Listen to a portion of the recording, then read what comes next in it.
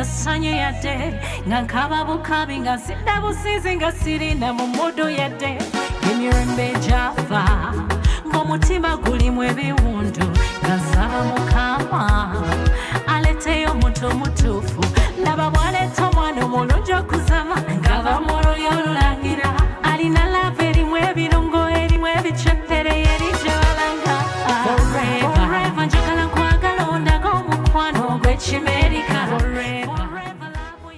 Wow, so this is a new after 8 years. After 8 years. Wow, that's news. Naye jjawo kali the competition yange erimu live music. Ate bw'ojjano olowooza Spice Dana akyaddamu okwebaka bw'ategeera nti kana akayimba kamanyi bagenda kuddamu okwebaka. No, nze ffenna by the way crowd ye Uganda audience Uganda nene era simanyi lwaki abantu balwana kati ffe tumaze mate tufulumya nyimba but abantu basigadde batwagala. So wofulumya luno what kigendererwa kyo kibaki? Nalufulumiza because as a recording artist mbadde ntudde nnyo for 8 years. For 8 years.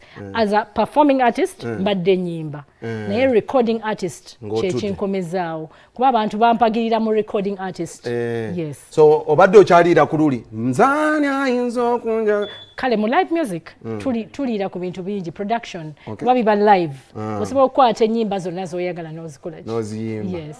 Kale Zawedde sibula abantu banange nsanyuse nnyo nkuyigiddeko bingi nange bwenti nembeera updated ku kigenda maaso mu industry yaffe.